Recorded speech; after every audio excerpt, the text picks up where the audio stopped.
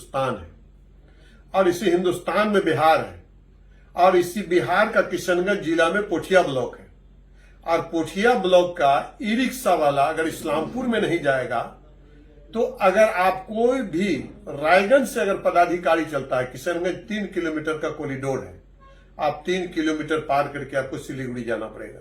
सिलीगुड़ी से कोई भी पदाधिकारी अगर रायगंज को जाएंगे तो 3 किलोमीटर का कॉरिडोर पार करके आपको, ये जो भेदभाव पैदा करते हैं बिहार और बंगाल का, मैं समझता हूं कि ये भेदभाव माननीय बिहार की जो मुख्यमंत्री दीदी हैं, ममता दीदी है, बंगाल के ममता दीदी के तरफ से इस तरह की कोई कहीं पर कोई बात नहीं है। इस मामला को लेकर के हमने सिविल एसडीओ इस्लामपुर से जाकर के मिले और सिविल एसडीओ इस्लामपुर से जाकर के बताए कि भाई बिहार का ई रिक्शा वाला अगर बंगाल में एंट्री नहीं करेगा तो ये तो मामला कल स्टेट का मामला हो जाएगा। किशनगंज जिला के अंदर में कैलटेक्स चौक में आपको मजलिसपुर है, गेंदाबाड़ी है, उधर रामपुर है, इधर पांजीपारा है, इधर शांतिनगर है, सारे बंगाल के लोग ई रिक्शा लेकर के किशनगंज में आते हैं। किशनगंज वाले को तो कहीं दिक्कत नहीं है, किशनगंज वाले को तो कहीं तकलीफ नहीं है। अगर इस्लामपुर में इस तरह का अगर बात आएगी तो फिर ये मामला किशनगंज भी जाएगा और सारे ई रिक्शा वालों को बैठा कर मैंने कहा कि शांतिपूर्वक तरीका से धरना प्रदर्शन करने का हमें संविधान इजाजत देता है। भीमराव अंबेडकर जी का संविधान है कि हमारे देश के अंदर में किसी राज्य के लोग किसी राज्य में जाकर के अपना रोजगार कर सकते हैं, रोजगार कमा सकते हैं। ये तो पड़ोसी राज्य हमारा बंगाल की बात है।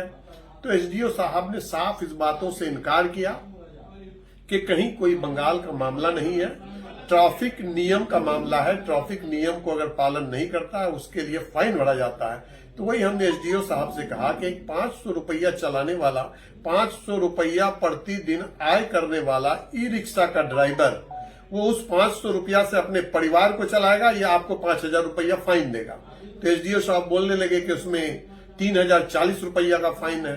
हम बोले 3040 रुपया का आपको आरटीओ वाला या आरटीआई वाला रिसीट देता है, आरटीओ रिसीट देता है, लेकिन 5000 रुपया ऐसा सूचना मिली है हम लोगों को कि तमाम ई रिक्शा वालों से 5000 रुपया का फाइन लिया जाता है, 3040 रुपया का उनको रसीद दिया जाता है। हम लोग कहाँ का न्याय की बात है? 500 रुपया कमाने वाला ई रिक्शा का ड्राइवर वो कहाँ से 5000 रुपया लेकर ला करके देगा?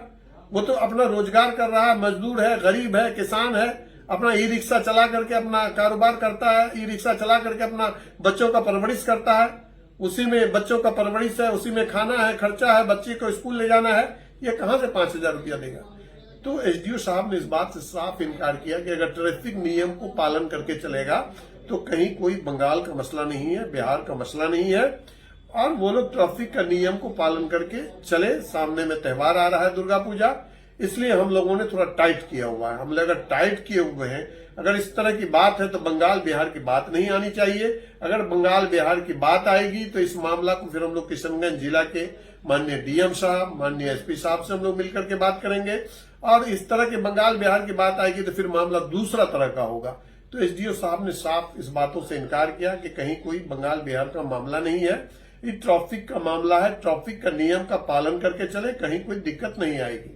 यही बात हमें एसडीओ साहब से हुआ और वहां के जो 2 नेता थे, ई रिक्शा वाले के लीडर थे, उन दोनों को भी एसडीओ साहब के यहाँ बुला करके ले गए थे और दोनों को भी आमने सामने में बात कर दिए।